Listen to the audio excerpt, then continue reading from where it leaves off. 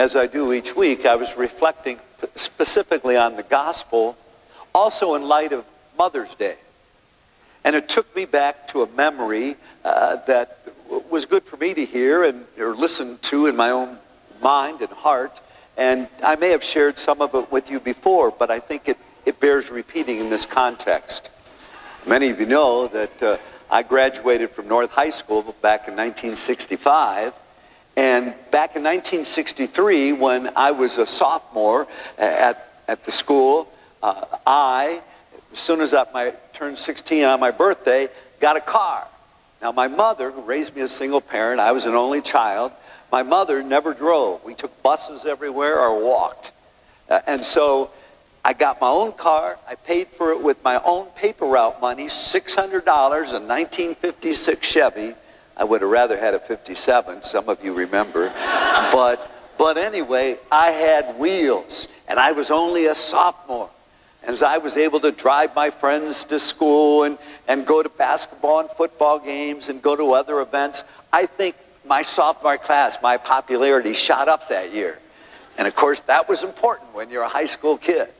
And so anyway, I was going along fine. Life was good. And then a year later, April 1964, I'm with a couple of my friends in the car with me, just right by North High School. Gorge Boulevard is going right along the side of the school there. And they jump in the car and get ready and to take off to go home. Well, we were looking at some of the, looking at this lovely young lady, okay?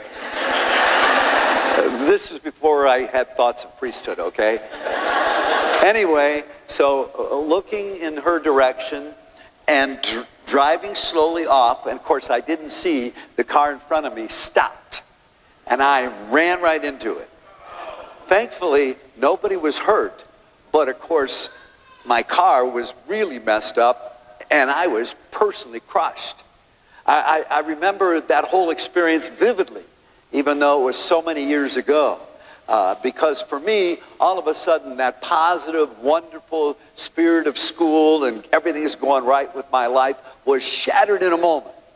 And as you probably have figured out, I'm usually a pretty positive person, but at that time I was frustrated, I was angry. Of course, this is typical too. I was angry because they stopped suddenly. If they hadn't stopped suddenly, I would have run into, it was their fault, of course, at least for a moment. And then I knew I was really having a sinking feeling because they were calling my mother. Now, my mother didn't drive. She lived over a mile away from this, so it meant she was going to have to walk to come up there. And I was, moms, yes, be responsible with that car. Be attentive. Don't do anything stupid. Oh, boy, and just in my head, this is going to be horrible. And, of course, she did come up, but it struck me. The first thing wasn't that she was angry. The first thing, are you okay? Are the other people okay? I was worried about you. You're important to me, basically saying that like any mom would. And then showing a little anger and saying, what did I tell you? And I remember I was irritated by that. Hey, you just be happy I'm alive. Well, she was. But moms, dads also know sometimes you need a lesson reminder. And so there was that too. And then over the next 2 or 3 weeks, I can remember they were awful for me. Adjusting to that. In part, I thought my whole senior year is ruined. I won't have a car. Who am I going to double date with? These are important things, And so I was on the negative side, and I'd be down and out and doing a little of that self-pity resentment thing that we can all have moments of. And I remember my mom basically saying to me, because I said to her, my senior year is ruined. I remember saying that several times. And my mother said, if your senior year is ruined, it's not because of that accident, it's because of you. It's because of the attitude you're taking. Your senior year can be as good or as bad as you want it to be. And it's one of those lectures, you roll your eyes, and yet reflecting back on it, okay, I think she's making a point. I don't need to ruin my senior year by this attitude, by just totally focus on this one event.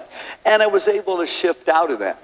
And it was interesting, when I was at the University of Akron my freshman year in a sociology class, the professor talked about, I've mentioned this before, Viktor Frankl, a Jewish psychiatrist who was in a concentration camp in World War II, wrote a book, Man's Search for Meaning, and he said this.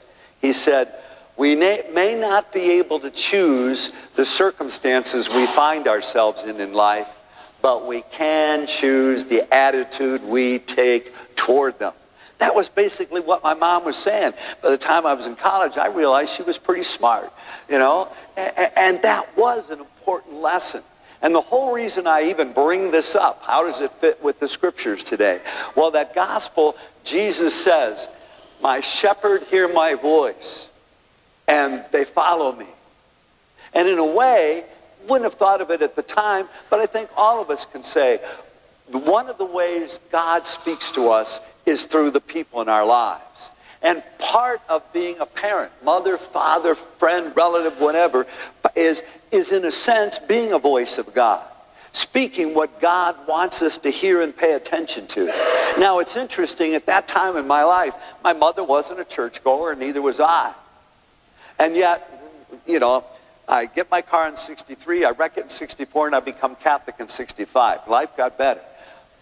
But in all of that, when I did become Catholic, now I was able to look back, and all of us can do this, look back at situations that at the time we didn't get it. But I was able to look back and see, yeah, God was speaking to me in that situation.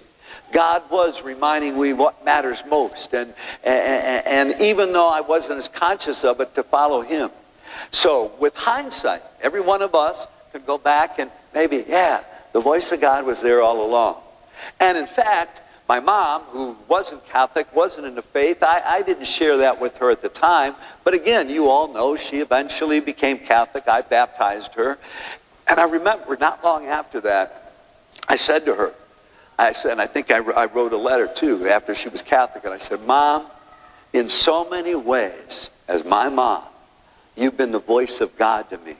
You've been the voice of love to me. You've guided me throughout my life, and she did. And I'm grateful for that, even though I wasn't so grateful those years ago, but I am now. And so that was a powerful experience. How do we hear the voice of God, the voice of the shepherd, speaking and wanting to shepherd and guide us? So I'm going to ask you to take a brief moment now. You're not going to have to share this, but go within. And I want you to think, maybe of your mother. It could be mother, grandmother. If it needs to be somebody else, okay, but mother or grandmother. Go back and think about a situation in your life. Maybe you didn't realize it at the time. Maybe you do now. Maybe you did even then. Think of a time in your life when one of your parents, particularly a mom, said something to you that you can look back and see, you know what? God was speaking through her. I needed to hear that, and I still need to remember that. Take a quiet moment and see what stirs to mind. Again, we're not going to share, but just get in touch, because the Lord does speak. Quiet moment.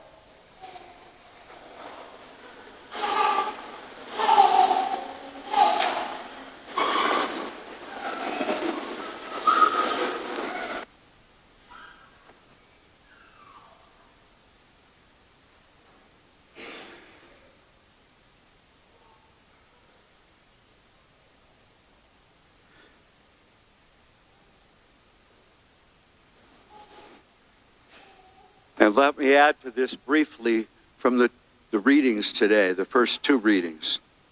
Paul and Barnabas going to Antioch. They are speaking the voice of the Lord, calling the people to conversion, calling, including the Gentiles, to realize God's love for them and to come to know and experience Jesus Christ. In the second reading, in the reading from Revelation, it's John, that disciple we've talked about, who was only a teenager when he followed Jesus, and he was the only disciple at the foot of the cross. Now he's a very old man, and he has a vision. He has a vision from God, but a vision, and through that vision, God is speaking to John, and through John's writing the vision, God is speaking to us. And I just want to read the last couple lines from that. It says, John's vision, for the Lamb, which again is Jesus Christ, For the Lamb who is in the center of the throne, all these people from all backgrounds, from all over the world, the Lamb who is in the center of the throne will shepherd them and lead them to springs of life-giving water. And God will wipe away every tear from their eyes. Again, taking that moment. The Lord speaks in so many ways. Sometimes we think, what are you saying, Lord? Or are you even talking? He's speaking. We need better to learn how to listen spiritually and to see he wants to give us the springs of life-giving water. And if we're going through some hurts and losses, he also wants to wipe away every tear from their eyes. Not tell us not to cry. We cry. We feel experiences of hurt. But he'll be there to wipe away those tears. Take another quiet moment just to reflect on that and to know the Lord speaks especially to our loved ones. God bless you.